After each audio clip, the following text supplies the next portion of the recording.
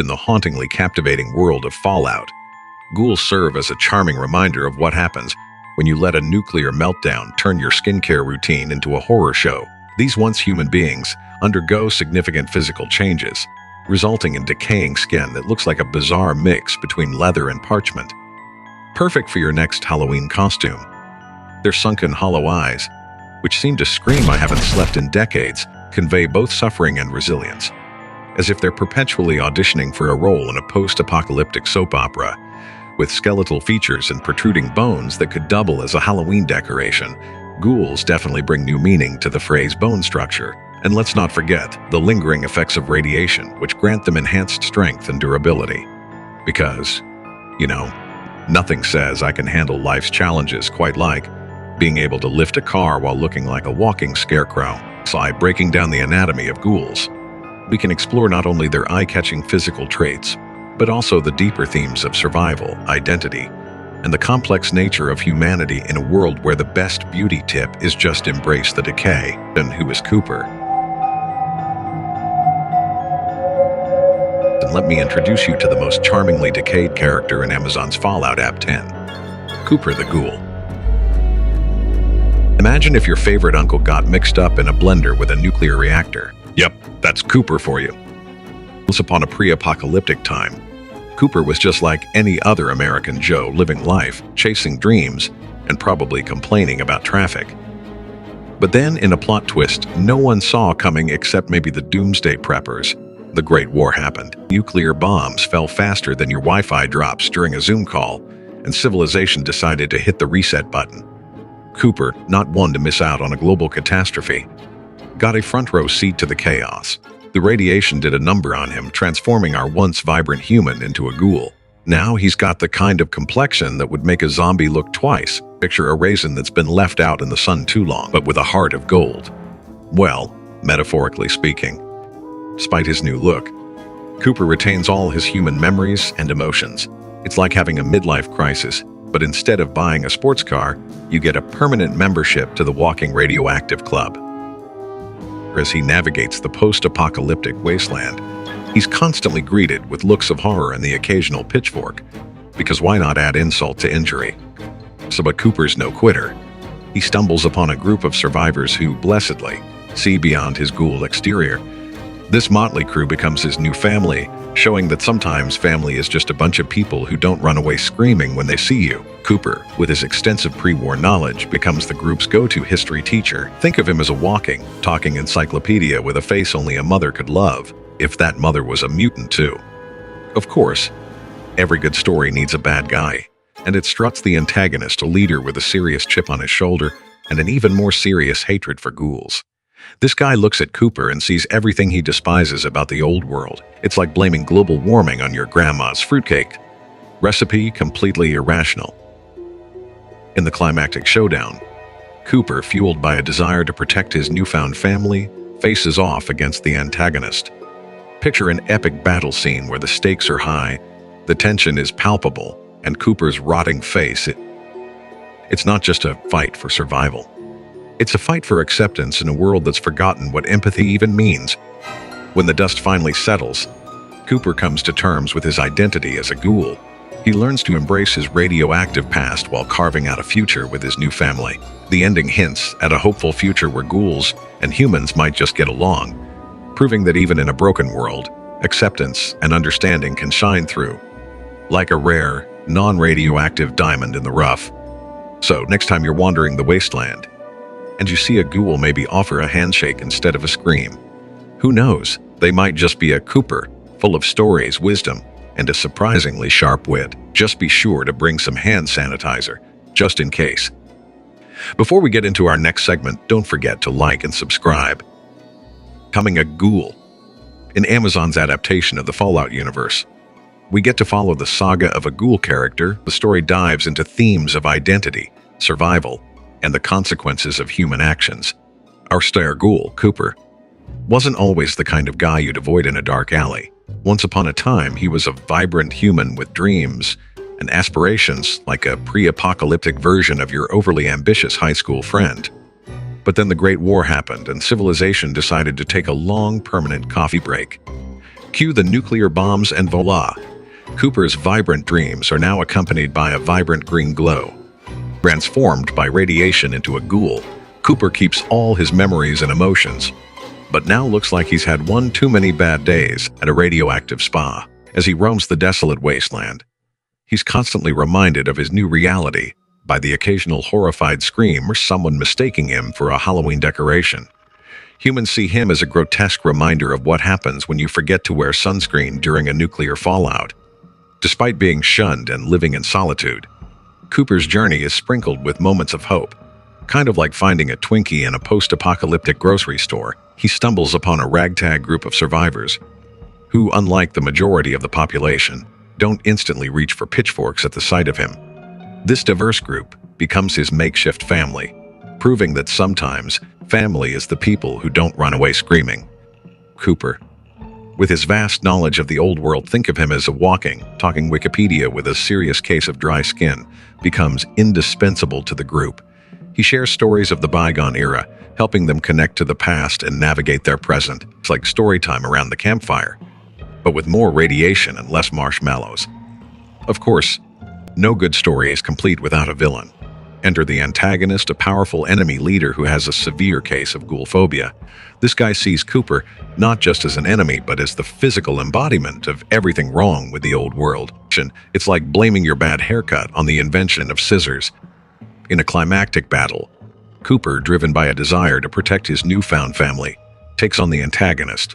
This isn't just a fight for survival. It's a fight for acceptance in a world that's forgotten how to be empathetic. Cooper shows that ghouls aren't monsters. They're just incredibly unfortunate survivors with a penchant for nostalgia and a longing for connection. As the dust settles, literally. Because it's the wasteland, Cooper finds peace with his identity as a ghoul. He embraces his past and forges a new path, surrounded by those who see him for who he truly is. The story ends on a hopeful note, suggesting a future where ghouls and humans can coexist, united by their shared struggles and experiences. Ultimately, Cooper's journey is a testament to the enduring spirit of humanity, even when that humanity comes with a side of glowing green skin. It's a reminder that acceptance and understanding are vital, even in a world that looks like it's been through a blender. So, next time you see a ghoul, maybe offer a handshake instead of a scream. You never know, they might just have a story worth hearing. What does he look like anyways?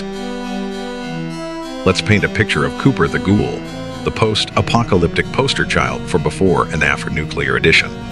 Regular Cooper pre-apocalypse, a regular guy with a penchant for life, liberty, and the pursuit of happiness.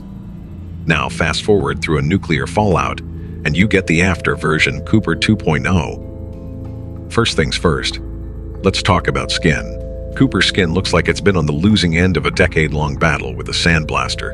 Think of a raisin that's been left out in the sun too long. Only this raisin can walk, talk, and has surprisingly good survival skills. His complexion ranges from a lovely shade of radioactive ash to mutant peach, depending on how the light hits him. And don't even get me started on the texture. Let's just say, it's the kind of rough you'd expect from someone who's skipped moisturizer for a few centuries. Cooper's hair, or what's left of it, looks like it's been styled by a tornado. The few remaining strands stick out at odd angles, giving him that I just woke up like this, in a nuclear wasteland look, and it's the kind of hair that even the best salon in the wasteland would throw its hands up in defeat. His eyes, though, are where the real story is. They're still human, still filled with the same dreams, sorrows, and snarky comments. They peek out from a face that could rival any horror movie mask, shining with a mix of wisdom, and I've seen things you wouldn't believe. It's like the universe decided to play a cruel joke by giving him the soul of a poet in the body of a melted action figure. Then there's his wardrobe. Cooper's fashion sense is best described as post-apocalyptic chic. He rocks tattered clothes that have seen better days.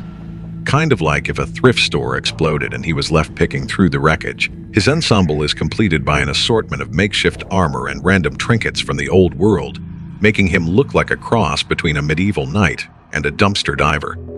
And let's not forget his walk. Cooper's got the kind of gait that screams, "I've been through a lot, but I'm still standing barely." It's a bit of a shuffle, a bit of a limp, and a whole lot of determination. Picture a zombie walk, but with more purpose and a lot less moaning for brains. In the end, Cooper may not win any beauty contests unless it's a ghoul-only event, but his charm lies in his resilience and his ever-present sense of humor.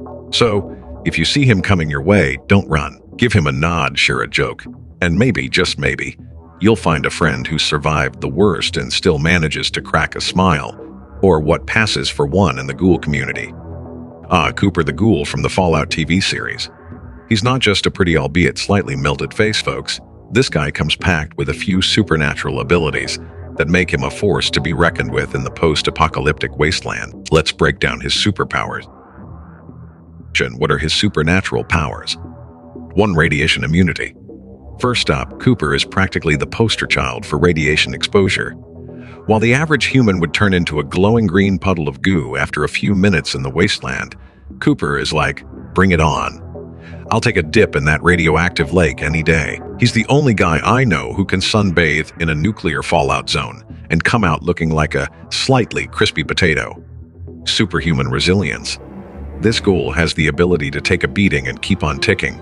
You could hit him with a baseball bat, and he'd just laugh it off saying, "Is that all you've got?" It's like he's a walking, talking advertisement for the tough-it-out brand of pain tolerance. Forget about what doesn't kill you makes you stronger. For Cooper, it's more like what doesn't kill you just gives you a fun new scar.